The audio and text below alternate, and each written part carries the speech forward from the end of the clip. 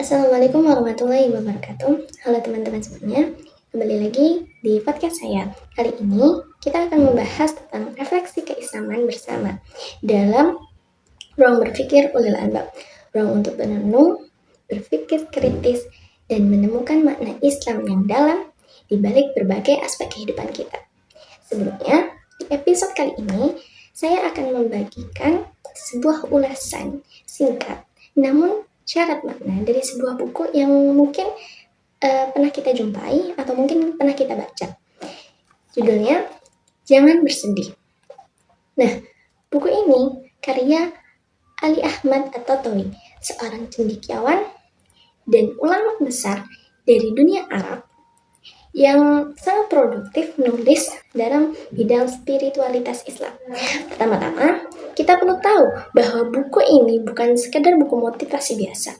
Buku ini menggabungkan antara hikmah spiritual, pesan psikologis, dan nilai-nilai pemikiran dalam satu kesatuan yang utuh. Nah, dia ini mengajak kita bukan sekedar untuk bangkit dari kesedihan, tetapi juga memahami makna ujian dan menemukan Allah di balik setiap kesulitan. Judulnya saja udah kita tahu ya, jangan bersedih.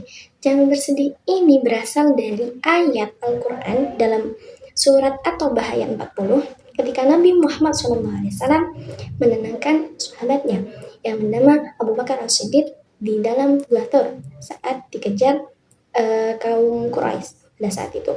Nah, beliau berkata, "Lah tahzan, innallaha ma'ana." Janganlah engkau bersedih, sesungguhnya Allah bersama kita. Nah, ayat ini bukan sekadar kalimat penghibur, tapi ia juga mengandung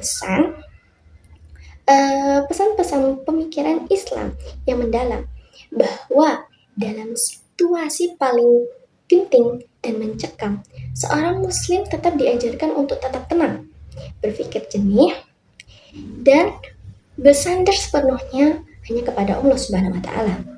Inilah inti dari pemikiran Islam yang ingin saya soroti.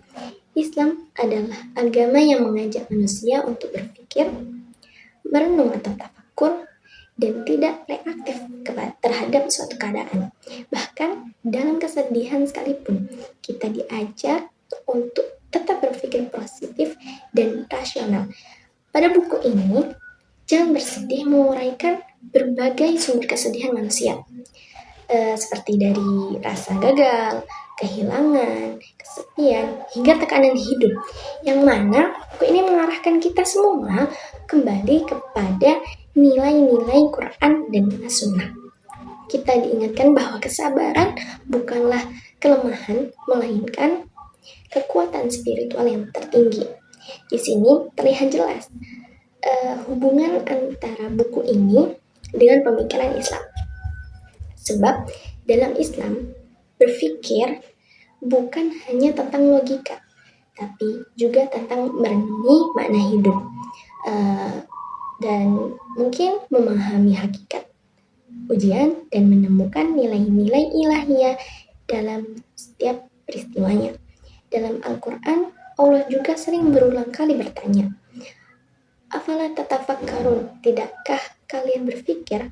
Atau "Afala taqilun, tidakkah kalian menggunakan akal kalian?"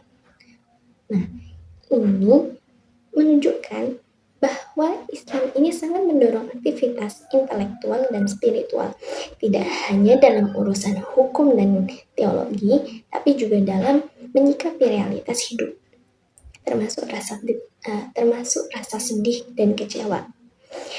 Buku ini juga sangat relevan dengan semangat Islam ulil albab, yang mana Islam yang dijalankan oleh orang-orang yang menggunakan akal, hati, serta imannya secara bersamaan.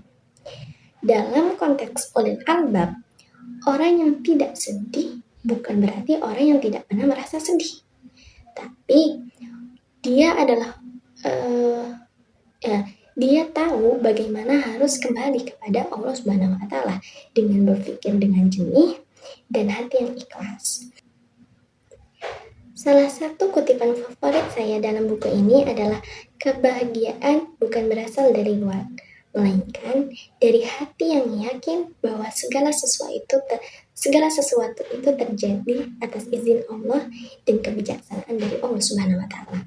Ini sangat sejalan dengan teologi Islam bahwa takdir itu adalah bagian dari iman. Dan kebahagiaan bukan terletak pada keadaan, tetapi pada cara kita memaknai keadaan itu sendiri. Jadi teman-teman, buku Jangan Bersedih ini bukan hanya buku untuk menyemangati, tetapi juga untuk mendidik kita cara berpikir Islami dalam menghadapi realitas. Buku ini adalah salah satu refleksi dari pemikiran Islam dalam bentuk paling sederhana dan membumi, secara bagaimana kita bersikap, bagaimana kita berpikir, dan bagaimana kita mendekat kepada Allah dalam setiap situasi. Terakhir, saya ingin mengajak kita semua untuk menjadi pribadi yang berpikir yang dikehendaki Al-Quran, yang mana menjadi generasi ulil albab yang tidak hanya rajin beribadah, tapi juga rajin berpikir, merenung, dan terus belajar dari pengalaman hidup dengan kacamata iman. Sekian ulasan dari saya, semoga bermanfaat dan bisa menjadi bahan refleksi kita semua. Akhirul kalam, wassalamualaikum warahmatullahi wabarakatuh.